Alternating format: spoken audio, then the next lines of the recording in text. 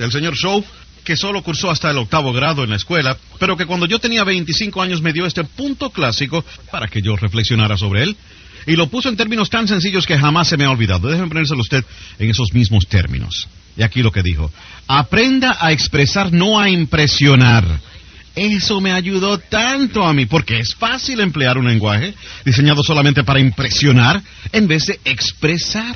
Pero Shaw me dijo, si quiere conmover a alguien, aprenda a expresar la sinceridad del corazón, no impresionar. Impresionar construye un abismo, expresarse construye un puente, identificación. Esto de por sí es todo un amplio tema. La pregunta de identificación es, ¿qué me hará ver genuino frente a mi público? ¿Qué me hará real para un niño? La identificación es construir un puente. Si está conociendo a alguien por primera vez, es simplemente conocerse, construir un puente, hacer contacto. Y aquí uno de los secretos, encontrar algo que tengan en común. Por ahí es por donde empezar, algo en común. En nuestra Think and Clearly, cuando tenemos seminarios, todo el mundo se conoce muy fácilmente. Y una de las razones es que casi todos se pierden tratando de encontrar el lugar. Qué gran manera, ¿verdad? Usted se perdió igual que yo, tratando de encontrar este lugar. Alguien dice, sí, era usted aquel que estaba ahí arriba, tomando el camino equivocado. Me pareció que era usted. Qué gran manera de conocerse, ¿eh? Hemos compartido recientemente una experiencia similar, habernos perdido. Así que la identificación es encontrar puntos en común. Aquí está la clave de cómo verdaderamente afectar a las personas. Empiece por donde están, antes de tratar de llevarlas a donde usted quiera que vayan. Conozca a las personas en el lugar donde están. Si alguien tiene una pena, tiene que encontrarla en el dolor. Si alguien tiene una dificultad, tiene que comenzar con la dificultad. Uno de los comunicadores más grandes de todos los tiempos, Pablo, el apóstol de los principios de la era cristiana, no tenía ningún problema hablándole a los pecadores porque él decía que él era el pecador principal. ¡Wow! ¿Qué punto de identificación, eh? ¿Cree que los pecadores escucharían al pecador principal? ¡Claro que sí! Él dijo, háblenme de ser pecador, yo soy el pecador número 1, tengo la placa en la pared. Qué manera de empezar, ¿verdad? Si le está hablando a pecadores, la clave es empezar por donde haya alguien.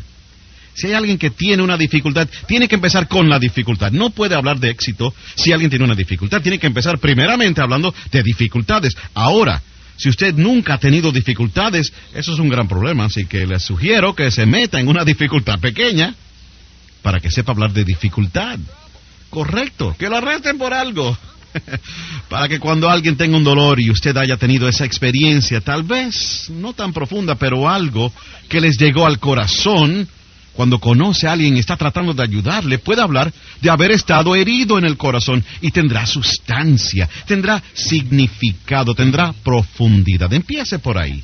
Y entonces comience a construir el puente, empiece a construir el camino que lleva a la solución del problema. Identificación. ¿Cómo se identifica uno con un niño? Es difícil. Y si el adulto tiene 40 años y el niño 12, a eso le decimos un puente largo. ¿Cómo se cierra ese abismo entre 40 y 12? No es fácil. Es más, solíamos llamarle a eso la brecha entre generaciones. ¿Y cómo se manejan las técnicas que construyen el puente sobre la brecha entre generaciones? Bueno, aquí tenemos algunas respuestas.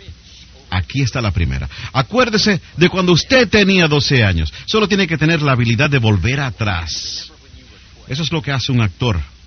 Vuelve atrás, ensaya las primeras penas y emociones y el drama y el trauma de la suma total de sus vidas en los primeros años. Nada más tiene que volver atrás, atravesando todo eso y dejar que les vuelva a afectar una vez más. Deje que corra por ustedes una vez más.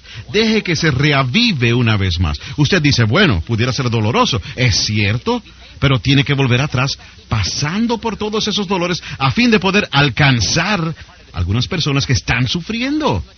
Así que parte de esto es recordar cuando tenía 12 años. Yo apenas tengo problemas con los jóvenes de 12 años porque recuerdo casi todos los días cuando tenía 12.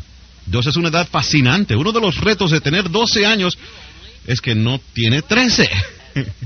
Si lo oí una vez, lo oí cientos de veces cuando tenía 12 años. Nada más tienes 12 años. Como si eso fuera un lugar tan horrible donde estar, ¿verdad? Los adolescentes decían, claro que no puedes ir, solo tienes 12 años. Pensé, caramba, no puedo esperar a salir de los 12, convertirme en adolescente. Sí, bastante frustrante. Solo tiene que volver atrás y recordar eso si quiere tener influencia sobre alguien que tenga 12 años. Solo tiene que recordar sus 12 años. ¿Lo escogieron de último alguna vez, cuando era un niño? Esa es una experiencia pasmante. Están escogiendo los equipos. Yo te escojo a ti, yo te escojo a ti, yo te escojo a ti. Y entonces uno se queda de último y está parado ahí. Y el próximo líder dice, bueno, tendré que escogerte a ti. ¡Wow! ¡Qué experiencia más imponente! Pero tiene que volver hacia atrás y volver a vivirla y dejar que le vuelva a picar una vez más. Deje que lo golpee, deje que le duela. Porque ¿sabe qué? Para realmente afectar a la gente, tiene que estar conmovido y tiene que estar afectado. Y sin estar conmovido o afectado por las experiencias de la vida, cualquier emoción necesaria, hay algunas personas a las que no podremos conmover. He aquí otra manera clave de conmover a los niños. Lea todos sus libros. Le llamamos haga su tarea. La falta de hacer la tarea se nota en el mercado. La falta de tarea se nota en la casa. Verá, si un niño ha leído este libro y yo he leído el libro, uno de los mejores sitios donde encontrarnos es en el libro. Le digo al niño, acuérdate del cuento donde enseguida se va a impresionar que he hecho mi tarea. El niño dice, ¿leíste el libro? Y yo digo, sí, leí todos esos libros. Él dice, caramba. Pero yo digo, ¿te acuerdas del cuento donde...? Y él dice, ¿recuerda ese cuento? Sí. Diga, eso se trata de la vida de ahora. No exactamente, pero se parece bastante. Y el niño dice, oh... Veo. Ahora puede ver por qué volvimos atrás al terreno compartido, que era el libro. Pero si se pierde el libro y no hace su tarea, le digo que perderá la oportunidad de identificarse. Ahora el gran reto, identificándose con alguien que no es como usted, en color o religión o circunstancias. ¿Cómo puede una persona que ha tenido éxito llegar y conmover a alguien que no lo ha tenido? Bueno, primeramente tiene que hablar sobre su lucha, no sus éxitos. Déjeme darle el secreto de una buena identificación. Su lucha servirá de identificación más a menudo que su éxito. Si tiene una hora para hablar y pasa 59 minutos en la historia de su éxito, a eso le decimos construir un abismo, no un puente. Tiene que concentrar la mayor parte del tiempo en su lucha, la mayor parte del tiempo en sus preocupaciones, la mayor parte del tiempo en sus temores, la mayor parte del tiempo en cuando titubearon, la mayor parte del tiempo en que estuvo a punto de darse por vencido. Tiene que pasar la mayor parte del tiempo en eso. Eso se llama identificarse al construir un puente. Entonces, tómelo de la mano y muéstrele su éxito cuando tenga sentido, porque vino de la lucha, vino de la decisión, y vino tal vez de una angustia, y vino probablemente de la misma situación en que la persona con quien está hablando se encuentra. Identificación. Lo que los hace genuinos, eso es tan importante. Parte de la identificación es la selección de la palabra apropiada. Jesús dijo a sus discípulos un día, hoy les voy a enseñar a pescar. ¡Qué selección de palabras tan importante! ¡Pescar! ¿A quién les hablaba? A pescadores. A eso le llamamos ser brillante. Él no dijo, le voy a enseñar a reclutar. ¡No! ¿Qué saben ellos de reclutar? Estos pescadores no saben reclutar. Y si siguen insistiendo en decirles reclutar a pescadores, les llamamos ingenuos. Tiene que cambiar su vocabulario. Él dijo, quiero enseñarles cómo convertirse en pescadores. Ahora vea, ellos entendieron ese lenguaje. Él dijo, ganarse a la gente es muy parecido a pescar. ¿Ve? Entendieron ese relato. Si es como pescar, podemos entenderlo. He aquí la próxima clave de identificación. Tenga cuidado de no usar una jerga interna en el mundo exterior. A veces algunas pequeñas frases internas pegajosas se nos hacen cómodas, pero fuera de nuestro círculo suenan raras. Un hombre me dijo, tenemos que meternos en la palabra, tenemos que pasar más tiempo en la palabra. Pensé, ¿de qué tamaños tendríamos que ser? Bien, me enteré más adelante. Lo que quiso decir fue que deberíamos leer más la Biblia. Pues vea, eso hubiera tenido más sentido para mí, ¿verdad? Pero entrar en la palabra, a eso le llamamos raro, lenguaje raro. Y tiene que tener cuidado con el lenguaje raro en lo que llamamos el mundo exterior. Tiene que aprender a cambiar de marcha.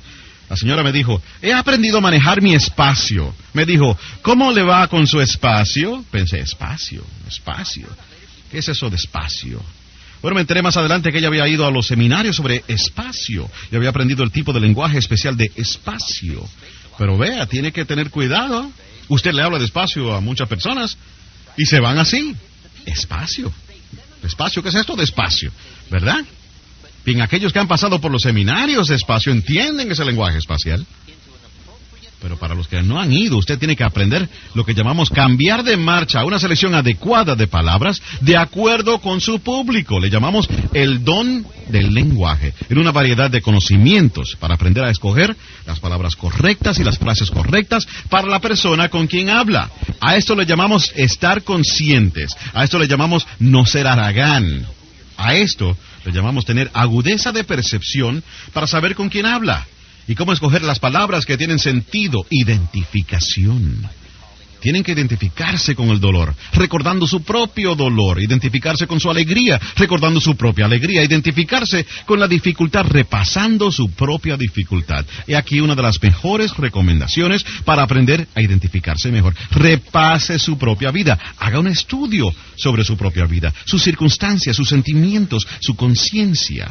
Algunos de los cuentos que no ha narrado en algún tiempo, algunas de las experiencias que ha tenido. Ahora bien, a veces cuando acaba de pasar por una experiencia no es tan fácil traducirla y no es tan fácil hablar sobre ella. Pero con el transcurso del tiempo puede tomar un enfoque más intelectual sobre sus experiencias. La clave es no perder la intensidad de la misma, sino educarse más en usar la intensidad de sus experiencias para introducirlas en su próxima conversación y a través del don del lenguaje y la emoción, tener efecto en la vida de alguien, conmover a alguien, afectar a alguien, persuadir a alguien, identificación, un tema muy importante. Y aquí la próxima parte de una buena presentación. Es lo que llamamos lógica y razón. Si está tratando de persuadir a un niño, hablar con el público, o si está tratando de hablar con un cliente, parte de cualquier presentación es la parte lógica, los hechos y las cifras y los números y las dimensiones. Y no nos demoraremos demasiado aquí porque aquí está mi punto sobre la lógica y la razón. Tiene que ser breve. Necesitamos algunos hechos, pero solo los suficientes para dar comienzo al proceso de tomar decisiones. Tiene que tener cuidado de no cubrir demasiados hechos. Estoy seguro que todos hemos oído la expresión, es posible persuadir a alguien con la palabra para que compre. Siga hablando y hablará hasta disuadirlo de comprar. Aquí es donde casi siempre ocurre este problema, hasta con un niño. Usted puede hablar con un niño para hacerle tomar una decisión. Entonces sigue hablando y hasta que ya el niño no se decide. Hablamos más allá de demasiada lógica, demasiada razón. Necesitamos solo suficiente lógica y razón para que empiece a tener sentido, no para que lo entiendan todo. Si entra en un salón de ventas de autos nuevos y demuestra interés por un auto, llega un vendedor y dice, le voy a hablar sobre su carro. Dice usted, ok. Él dice, sígame. Lo lleva al taller y abre el manual técnico del carro y le dice, comencemos con la rueda izquierda delantera. Y usted dice, espérate, aguante. Él dice, esto va a tomar mucho tiempo, tenemos 1000 detalles que repasar. Usted diría, aguante. No necesita 1000 detalles para decidirse por el auto. ¿Cuántos detalles necesita? Una media docena. Y si alguien se equivoca y va más allá de la media docena, eso es lo que ocurrirá. Perderá su público. Así es que tiene que asegurarse de no meterse en una relación demasiado extensa de hechos y lógica. He aquí el porqué. La mayoría de las decisiones se toman emocionalmente. Necesitamos lógica suficiente para tener sentido, pero probablemente nos vamos a basar en las emociones. Así es que la clave es ser breve, con lógica, razones, hechos. Porque demasiado de algo es demasiado, ¿verdad? De una vez. Y si se sienta a comer un bistec y tiene mucha hambre y limpia el plato, y si se llevan el plato y le traen otro, bueno, digamos que tiene mucha hambre, se come el segundo. Y si vuelven a llevárselo todo y le traen un tercero, vea, el tercero ya no se ve tan bueno. Es más, que si empieza con el tercero, probablemente lo devuelva a todos, ¿es cierto? Lo que quiero decir es, demasiado es demasiado. Pues bien, brevedad, lógica y razón. Necesita ser poderoso, necesita ser cierto, pero breve.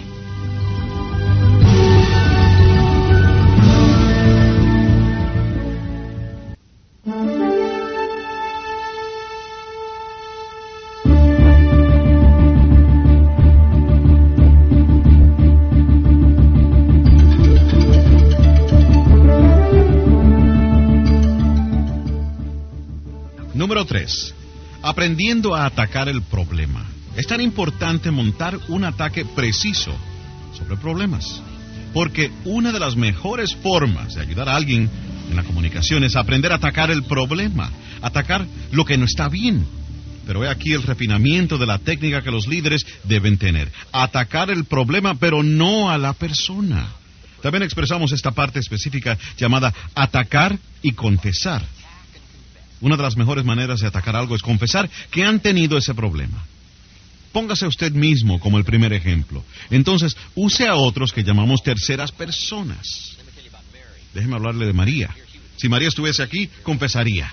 Pero no está aquí, así que yo confesaré por ella. Ella lo dejó para después. Ella tuvo el problema. Si ella estuviese aquí, tal vez hasta trataría de persuadirle con lágrimas, ¿cierto? Llamamos a eso tercera persona.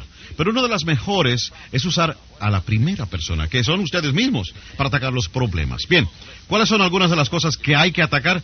Déjeme darle algunos ejemplos. Es una lista bastante larga, pero vamos a tener que quedar suficientemente satisfechos con unas cuantas, y usted puede continuar sus estudios por su cuenta. Procrastinación. Esta es una buena, inmediata. Tenemos que atacar la procrastinación porque es insidiosa. Se come trozos tan grandes de su vida y lo deja usted en un pequeño rincón posponiendo, procrastinando, dejándolo pasar. Bien, yo soy uno de los más indicados para atacar la procrastinación porque yo confieso ser uno de los procrastinadores más grandes que ha existido. He hecho muchas cosas, pero he pospuesto muchas otras. Procrastinación. Puede enseñarle cómo hacerlo sin que se note. Puede enseñarle. Puede enseñarle cómo hacerlo sin que se note. Digo que soy tan bueno. Pero también conozco el dolor de la procrastinación. También conozco el remordimiento que resulta de la procrastinación. También puedo mostrarle partes de mi vida que faltan para no ser reparadas jamás, porque las dejé pasar. Ahora bien, si todos estudiáramos nuestra propia vida, estuviésemos tratando de ayudar a alguien con esta enfermedad insidiosa de la procrastinación y de dejarlo pasar, inmediatamente nos ponemos nosotros mismos como el mejor ejemplo. Porque los sentimientos más fuertes de uno son sobre sus propias experiencias y sus propias emociones. ¿Cree usted que puede ayudar a alguien con la procrastinación desarrollando esta técnica de volver atrás, repasando su propia vida y dando con la esencia de la emoción y de la experiencia para tratar de ilustrar lo insidioso que puede ser y cómo puede devastar su vida y lo que faltará si lo deja pasar? Esto es lo que llamamos aprender a atacar el problema. Ahora, subraya la palabra atacar. Es muy importante combatir lo insidioso. El gran líder de los cristianos dice, las cosas que yo odiaba antes, ahora las amo. Las cosas que yo amaba antes, ahora las odio. Es muy importante incorporar tanto el amor como el odio en la misma conversación. Ahora, déjeme darle el dilema. Este asunto no es fácil. Es tan fácil ser descuidado con las palabras y obtener una reacción equivocada. Si usted quiso decir, ¿qué le preocupa? Y en lugar de eso dice, ¿qué le pasa? Puede imaginarse la diferencia. Solo un error en una pequeña palabrita causa toda la diferencia del mundo en la clase de reacción que va a recibir. Pero he aquí el dilema, atacar el problema, pero no a la persona. Dios tiene el mismo dilema. Dios dice, te amo, pero odio tu vida pecaminosa. Ahora ve, aquí está el reto. Mostrarle a alguien que lo ama, pero que odia algo. ¿Cómo poner el amor y el odio en una misma oración? Les digo, es esencial mostrar su desprecio por el problema y su preocupación por el valor. Estas técnicas no son fáciles. Usted no camina estas cumbres de pensamiento intelectual y selección de palabra y contenido emocional y precisión. No se aprende eso de la noche a la mañana.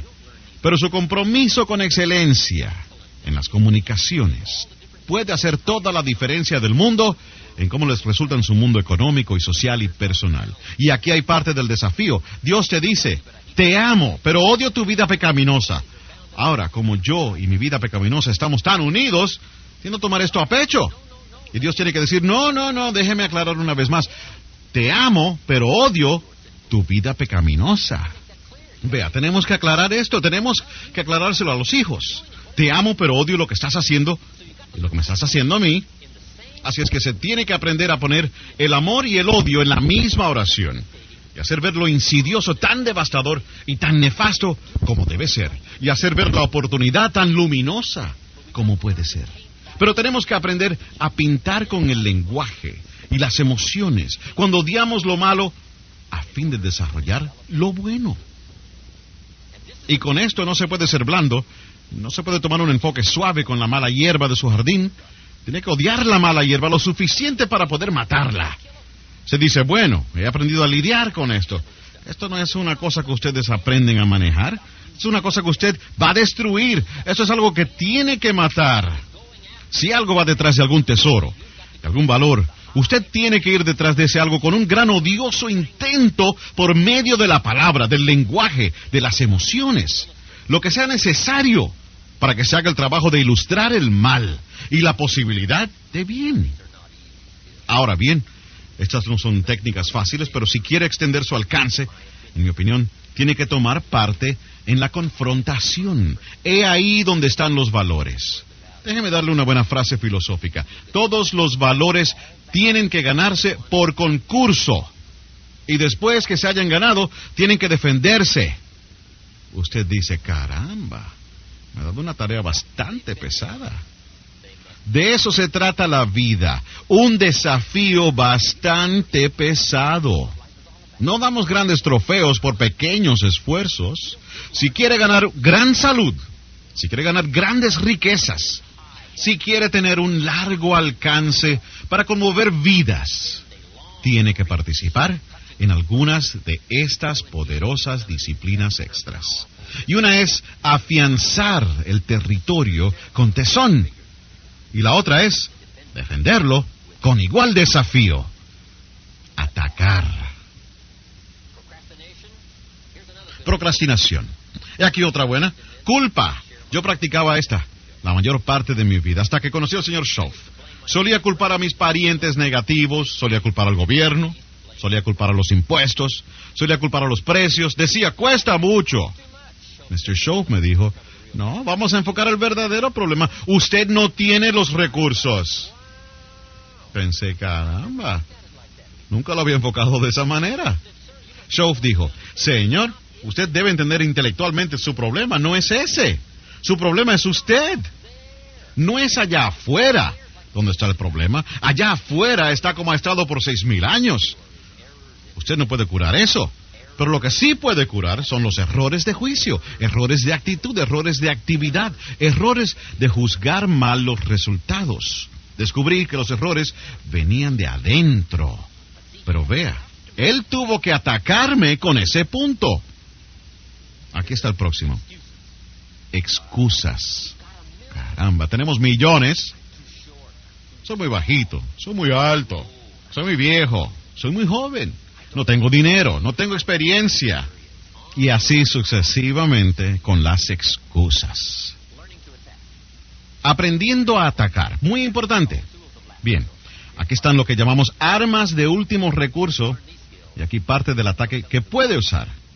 Y si aprende estas técnicas, quién sabe a quién puede ayudar. Pero debe guardarlas para lo que llamamos medios de último, subrayen último recurso. Estas son algunas de las cosas que no se usan abiertamente. Aquí la primera, un ataque directo. Tiene que tener mucho cuidado con el ataque directo para que la severidad no sea juzgada mal. Le sigue el regañar. Tiene que tener mucho cuidado con el regañar. Lo usa solo como último recurso. Alguien llega tarde, usted dice, ¿dónde ha estado? Ven, eso está cargado de insinuaciones, cargado. Tiene que tener mucho cuidado. Úselo solo como último recurso. Si tiene que recurrir a ello, lo hace, pero no abiertamente, ¿ok? Llamamos a estos, guárdenos para que cuando la ocasión requiera, un lenguaje fuerte para ir detrás de algo. Y la última es el sarcasmo. El sarcasmo puede ser útil, pero tiene que guardarlo. ¿Qué se creen ustedes que son? ¿Ve? Ese es un lenguaje muy poderoso, pero tiene que guardarlo para cuando sea significativo usar un lenguaje tan poderoso. Los asuntos del corazón son delicados. Esto es lo que enseñamos. No pere al corazón con un hacha. Cuando use estos medios, tiene que hacerlo con mucho cuidado para guardar los valores e ir detrás del problema. Ahora bien, Déjeme darle la verdadera clave. Mientras más le importe, más fuerte será. A la gente no le importa que use un lenguaje fuerte sobre cosas insidiosas. No les importa que sean cortantes, poderosos, mientras les importe. Y mientras más les importe, más fuertes serán. No me importa que el pastor consigne mi alma al fuego del infierno por mi comportamiento pecaminoso. No me importa siempre que lo haga con lágrimas y no con alegría. Pero no nos opondríamos todos a un sermón sin lágrimas sobre el fuego del infierno. No pueden predicar el fuego del infierno sin que se les rompa el corazón. Tienen que sollozar durante el sermón sobre el fuego del infierno. Porque no resistiríamos un intento sin lágrimas de predicar sobre el fuego del infierno. ¿Por qué? Una simple y obvia falta de interés. Y hay algunos temas que no se pueden abordar a menos que se les rompa el corazón y lo estén visiblemente demostrando por su contenido emocional que les interesan de verdad. Ahora puede tratar severamente con algunos problemas poderosos importantes. Medios de último recurso. Atacando el problema, pero no a la persona. Solo como una revisión, hemos estado tratando sobre las partes principales de una presentación, sea para un niño o un público compuesto de comerciantes o una situación de ventas. Todos tenemos la oportunidad de afectar a alguien con palabras.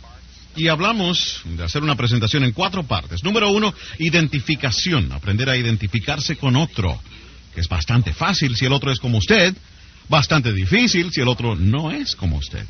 Si hay diferencia de color, diferencia de religión, diferencia de edad, diferencia de experiencia, antecedentes, se complica un poco más. Pero se puede superar. Todo lo que tiene que hacer es refinar estas técnicas para tener un mayor alcance económico, social, personal. Trate sobre temas que le hagan genuino.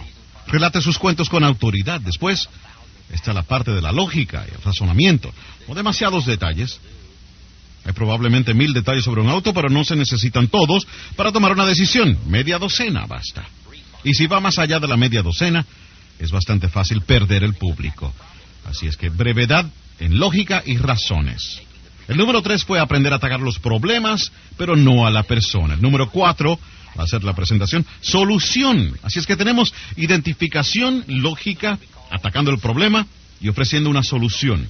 A esto es lo que llamamos soluciones, pintando los resultados por adelantado. Esta es una parte emocionante de la experiencia humana, la habilidad de pintar resultados por adelantado. Le llamamos tomar prestado el futuro. Una de las razones de la vida es tomar prestado el futuro. Si no se puede ver el futuro, el presente se hace bastante desesperado. Si no se puede ver el futuro, sus pasos se hacen inciertos. ¿Para qué molestarse en aprender las técnicas y pagar el precio y pasar por toda esa calistenia y todas esas tribulaciones del aprendizaje y crecimiento y cambio? Si no se puede ver el futuro, si no hay futuro, si no hay promesa. Por lo tanto, aquí uno de nuestros grandes desafíos, hacer 2 cosas. 1, pintarnos un futuro, resultados por adelantado, tomar prestado el futuro. Pero cuando para pensar en ello, es una tremenda experiencia, única en su género.